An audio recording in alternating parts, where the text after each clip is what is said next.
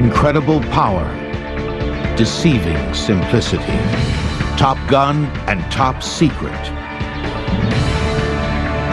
We trust our lives to them. Now, jet engines on Modern Marvels.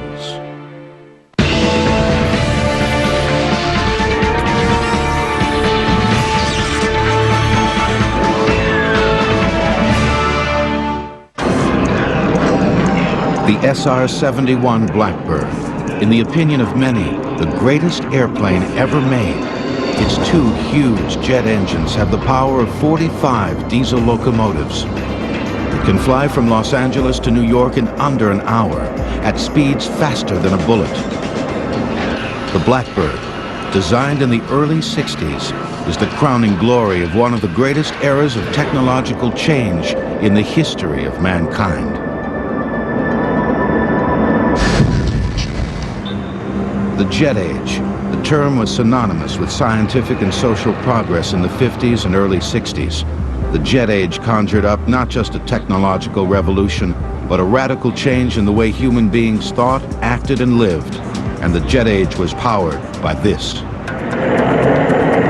The blast of hot gases out of the end of a metal tube. One of the simplest ideas for an engine in history. Any child who's ever blown up a balloon, then released it to zoom through the air as it deflates, has seen how jet power works. The most common form of jet engine today is the turbojet. It uses spinning compressor wheels at the front end of the engine to compress the incoming air.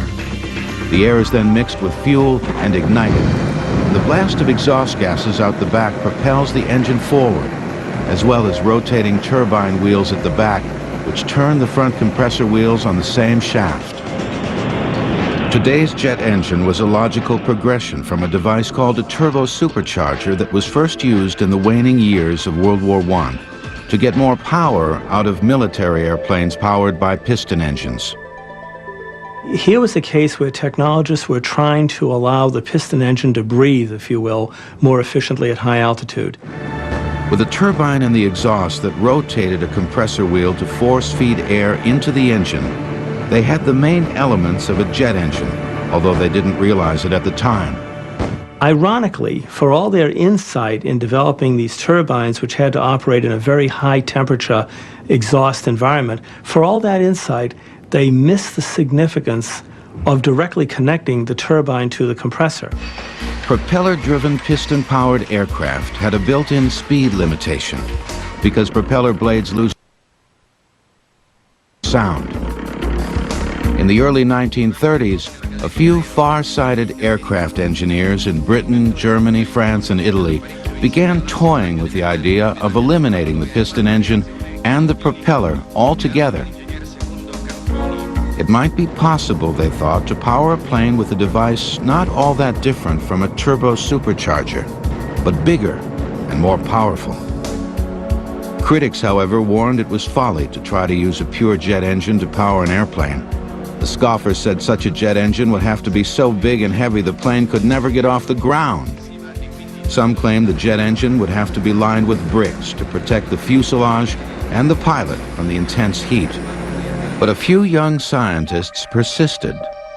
One of them was Britain's Frank Whittle, who first wrote about the idea of jet aircraft in 1928, when as a cadet at Cranwell Military School he turned in a thesis on the possibilities of powering airplanes with a gas turbine engine or turbojet. After graduation from Cambridge University, Whittle began putting together a demonstration turbojet. His first model ran so erratically it almost exploded, and it would be 3.5 years before he had a working model. But it was too weak to power an airplane. Whittle had been given unusual treatment by the Royal Air Force.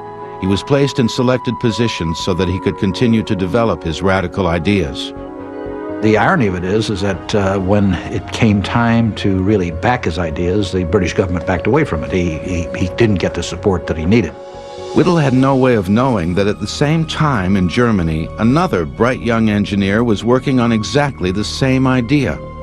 Hans von Ohain had convinced one of Germany's leading airplane manufacturers, Ernst Heinkel, to let him build an experimental turbojet in 1936, Within a year, he had a viable engine. And in August of 1939, the Heinkel HE-178 rolled down the runway and lifted into the sky.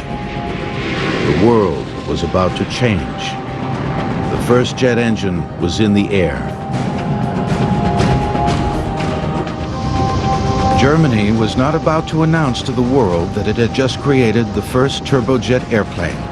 The German Air Ministry recognized that they had a potential wonder weapon, and they also realized they would be at war very soon.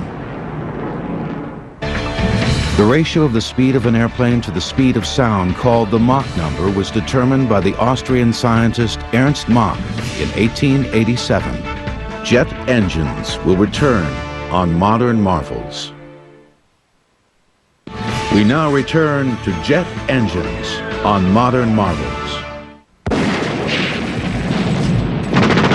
In September of 1939, less than a month after the test flight of the world's first jet fighter, Germany invaded Poland.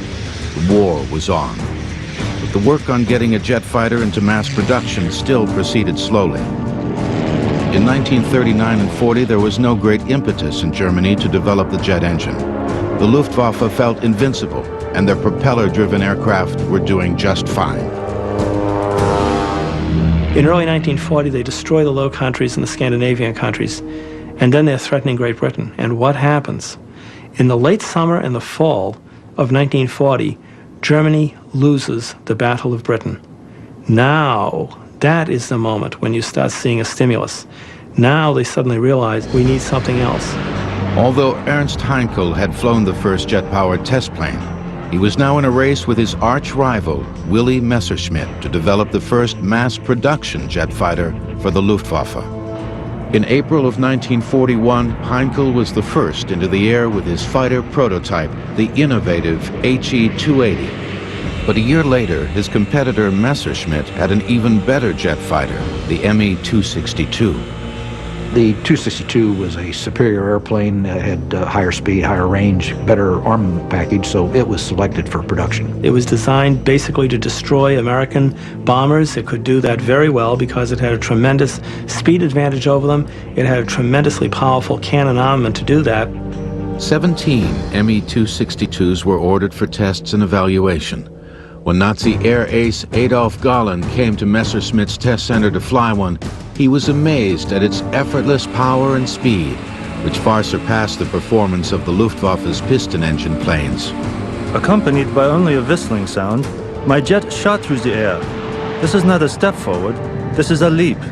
It will guarantee us an unbelievable advantage, so long as the enemy sticks to piston propulsion. Meanwhile, in England, Rolls-Royce had taken over development of Frank Whittle's turbojet, and together with the Gloucester Aircraft Company, they created the Gloucester Meteor twin-engine fighter, which had its first test flight in March of 1943. But the Germans were the first to send squadrons of jet fighters into battle. 225 Me-262s were delivered to the Luftwaffe in 1944. Allied pilots would soon be shocked to see this completely new bird of prey swooping down on them at speeds that seemed impossibly fast. I think from an Allied pilot standpoint, what they were astonished at was encountering a fighter that could put its nose up and seemingly defy gravity and simply climb vertically away from them. That came as a real shock. U.S. fighter pilot Bob Hoover, shot down over the Mediterranean in 1944, saw his first jet from a German prison camp. I thought, my goodness, we've lost the war, because it was going so fast. I couldn't believe that there was anything like that in existence. And I thought, boy, I might be in this place forever. In one of the largest aerial armadas in history in March of 1945, the Allies sent 1,200 Flying Fortress bombers to attack Berlin, escorted by more than 600 piston engine fighters. The Germans scrambled 37 Me-262 jet fighters to intercept them, and the lightning-fast jets, although outnumbered nearly 50 to 1, managed to down 8 Allied bombers and 1 fighter. But the Me-262 came too late to make a difference in the war's outcome. From 1944 onwards, as the war worsened for the Nazis, German jet design began to show signs of desperation. Some of these fighter concepts were utterly bizarre, and so you started seeing weird little fighters like the Heinkel 162, the so-called Volksjäger, built out of plywood with a jet engine on the back of the airplane behind the pilot, or the Messerschmitt 163 Comet, which was a rocket-propelled fighter that used two hypergolic fuels. In other words, when the fuels were mixed, they would spontaneously combust. That was actually far more dangerous to its pilots than it ever was to the Allies. You had piloted surface-to-air missiles, the Bachem Natter. You had piloted air-to-surface guided bombs. Many of these would have required years. Some of their projects would have required decades to develop. The price of these ineffective projects was fewer effective planes like the Me-262 and the Arado 234, the world's first jet bomber. Meanwhile, the British, led by Frank Whittle, had their first jet fighter ready to go in late 1944. Called the Gloster Meteor, it helped intercept German V-1 buzz bombs, which were powered by a pulse jet, a jet engine that took intermittent gulps of air, producing the strange sound that gave the buzz bomb its name. The British Gloster Meteor and the German Me-262 never met in battle. The war was over before either of them could have any impact on the outcome. The U.S., lagging far behind, would not have an operational jet fighter until after the war was over. And during the war, U.S. military authorities initially had no idea how far behind they were. Aircraft engine manufacturers in the United States had shown little interest in developing jet engines. They were making millions selling piston engines to the military. They also had very little incentive to take great, bold leaps, if you will, because of the funding that was provided by the military. The military didn't provide funding for experimental research. If they wanted to do research, they more or less had to get that money from amortizing the profits on production programs. General Hap Arnold of the U.S. Army Air Corps arranged for the importation of Frank Whittle's jet engine technology from Britain to the United States. The General Electric Company in Lynn, Massachusetts, under conditions of great secrecy rivaling the Manhattan Project, began developing an American version of the Whittle jet. The GE engine, based in an American testbed airplane called the P-59 Aerocomet, powered the very first American jet airplane. Secret testing of the P-59 began in 1942 at Muroc Dry Lake, California, now known as Edwards Air Force Base, which was used as a training base for young pilots learning to fly piston engine fighters. To disguise the P-59, a fake wooden propeller was placed on its nose when it was moved across the base. Pilots on the south end of the lake were not really quite certain what was going on, but every now and then some would return to base with stories of an absolutely incredible encounter. They would be flying along and all of a sudden an airplane would fly alongside with no propeller on it whatsoever. They were probably even a little more disturbed when they peered up into the cockpit and saw what appeared to be a gorilla wearing a derby hat and waving a stogie at them. Well, that gorilla wearing the derby and smoking the stogie was Bell's chief test pilot, Jack Willems. Jack decided that it would be a thrill enough to fly a jet alongside them, but he'd go one better. Went down to Hollywood, got a gorilla suit, got the stogie, got the derby, and he was off and running. And apparently, the shrinks here on base managed to convince these guys that they had not seen what in fact they had seen. Because after all, everybody knows an airplane can't fly without a propeller. Jack Willems would later lose his life in 1946 in the crash of a plane he was preparing for an air race. But the P-59 that Willems helped test would pave the way for an exciting new generation of U.S. aircraft. The Boeing 747 has carried enough passengers to equal 1/4 of the world's population, about 1.5 billion people. Jet engines will return on Modern Marvels. We now return to jet engines on Modern Marvels. As testing of the very first U.S. jet continued at Muroc Dry Lake in California, it became evident that it was too slow to be the airplane the military was hoping for.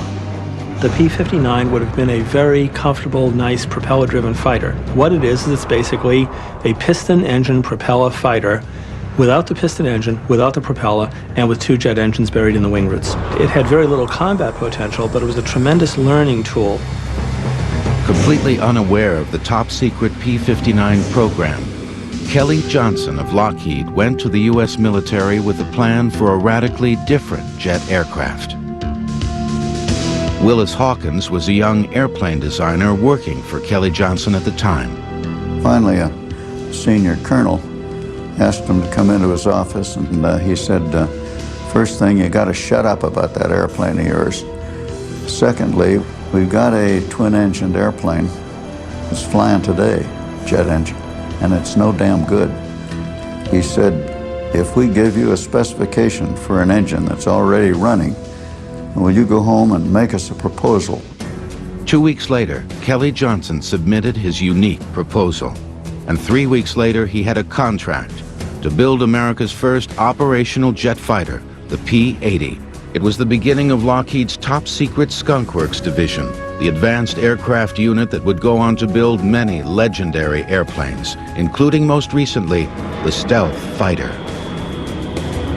He was given a contract to conduct at Lockheed virtually an experiment in not only in the aircraft but in production. He demanded and received authority to have a sequestered workplace, to have no government interference, to be able to do a minimum of paperwork. Starting with the P-80 program, one of Kelly Johnson's rules at the Skunk Works was never to separate the engineering department from the manufacturing department. Willis Hawkins saw the value of that rule when he was in the office of one of the F-80's designers, Irv Culver. The manufacturing department on the floor below called up to say they needed a part designed to brace a small curved section of the bulkhead. Well, Irv said, let's go down to the shop. And he took a piece of cardboard and fiddled with it and then cut it with scissors until it fit, bent up the edges, and he said, make it like that out of 060 aluminum. And the guy said, fine. And Culver said, bring it back, I gotta make a drawing of it. And that was what was meant by the communication with the shop. The all-new P-80 could fly at 560 miles an hour, about 150 miles an hour faster than the P-59. Bob Hoover, who saw his first jet from a German prison camp, was now a test pilot in the P-80 program, contending with early jet engines that after 5 hours would overheat and malfunction. Those days we didn't have ejection seats, and you knew you had to get it on the ground quickly or you were in a lot of trouble, because if the front light came on, that meant it's going to blow up pretty quick. In the world of fighter aircraft, models like the P-80 were designated P for pursuit. That changed in 1948 when the P became an F for fighter, as in F-80. The F-80 Shooting Star became America's first production jet fighter in 1944. It led to the more advanced and powerful F-84 Thunderjet in 1946. It was the first U.S. jet to have an ejection seat, an idea that was copied from the Germans. Bob Hoover was the first to use one in an emergency, or at least try to use one. It happened when the jet engine on his test plane suddenly malfunctioned.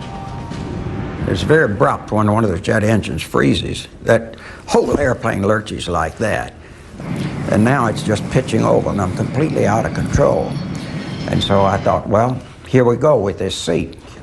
And so I reached down and pulled the handle and nothing happened. Then I opened the canopy and was sucked right out. And the reason for the ejection seat is to get you over the tail to avoid killing the pilot by hitting the tail. I went right into the tail and broke both legs right through the knees and landed way up in the Antelope Valley there. Near death from shock and exposure, Hoover was eventually picked up by a farmer who saw his parachute in the sky and searched for the downed pilot for hours. The move into a jet fighter was a very pleasant experience. Marty Knudsen logged more than 1,000 hours as an F-80 pilot in Korea after first flying a piston engine fighter. Suddenly you didn't have to worry about having the right RPM for the power you were pulling and the mixtures. There was none of those controls. You had a go handle. It was either off or fast. But American jet pilots soon faced a formidable opponent in Korea. In November of 1950, an airplane appeared which absolutely shocked us, the MiG-15. It was a Russian-built airplane powered by a derivative of the Rolls-Royce engine, which England, either through stupidity or somebody's treasonous effort, had sold to the Soviet Union at a time when it was very, very foolish to have done so. It gave the Soviet Union engine industry a massive injection of technology. Immediately, the whole stakes in the air superiority battle changed. The F-80 was not really suitable to duke it out with the MiG-15. It simply had too many performance problems relative to the higher performance MiG. The North American F-86 Saberjet, which arrived later in the Korean conflict, came close to matching the Soviet MiG-15 in performance. Aircraft designers were playing catch-up with the dramatically higher speed capabilities of jet engines. The F-86 was the first U.S. jet to have its wings swept back at an angle, like the MiG-15s, which created better handling at high speeds. The F-86 wasn't quite as fast as the MiG-15, but flown by the better-trained U.S. pilots, the F-86s were just enough to redress the balance in Korea. In the early days, jet development and rocket development were closely related, and both were used to power experimental airplanes. The main difference between the two is that the jet engine uses oxygen in the air for its combustion, while the rocket carries oxygen on board for its combustion. That makes the rocket engine heavier, but allows it to operate outside the Earth's atmosphere. People made very little distinction between them. Both were referred to as jet propulsion. The Jet Propulsion Laboratory, for example, when it was set up, was a laboratory to investigate largely rockets. There was this feeding process back and forth between the two. In October of 1947 at Edwards Air Force Base, Chuck Yeager in the rocket-powered X-1 did something many had predicted would never be done. He flew an airplane faster than the speed of sound. His chase pilot on the historic flight was his good friend, Bob Hoover. Oh, it was considered absolutely impossible. There was a wall of resistance that no one could penetrate. With Yeager at the controls flying at nearly 700 miles an hour at 23,000 feet, the rocket-propelled Bell X-1 became the world's first supersonic airplane. But jet engines soon proved they were just as capable as rockets of breaking the sound barrier. In 1953, the North American YF-100 became the first jet fighter to break the sound barrier in level flight. It was powered by the highly successful and versatile J-57 jet engine made by Pratt & Whitney, which had become the second U.S. manufacturer of jet engines along with General Electric.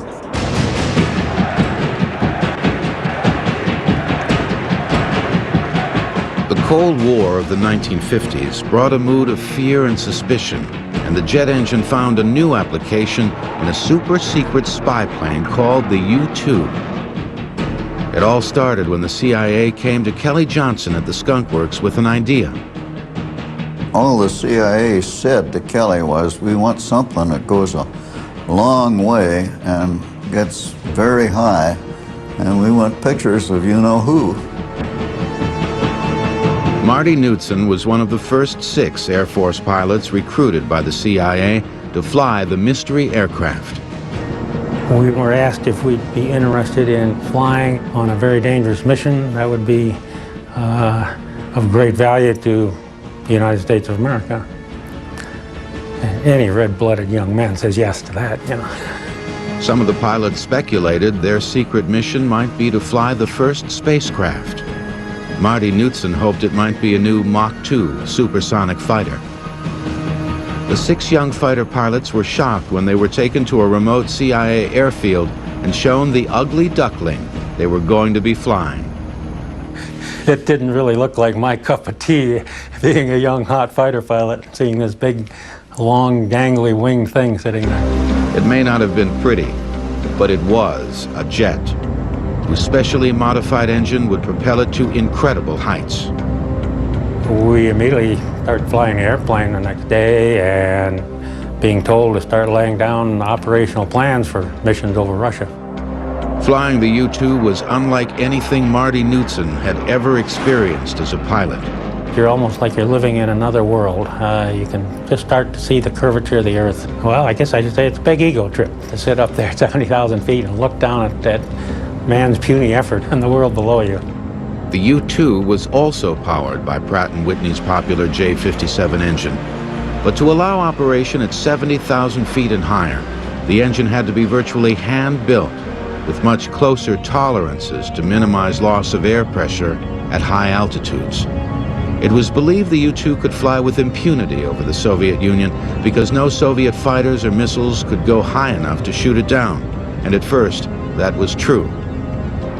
The apparent invincibility of the U-2 lasted until May 1st, 1960, the day U-2 pilot Francis Gary Powers took off on a fateful mission over the Soviet Union.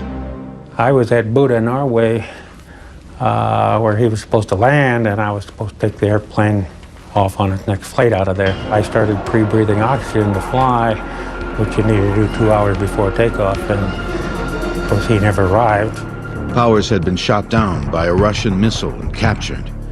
He was sentenced to 10 years in a labor camp, but was released 2 years later in a spy exchange. The U.S. announced an end to the Soviet overflights, but the U-2 continued to fly. Exactly where is still classified. Perhaps the most amazing thing about the U-2 is that it is still flying on reconnaissance missions for the Air Force and research missions for NASA. We started to see a shift in aircraft development.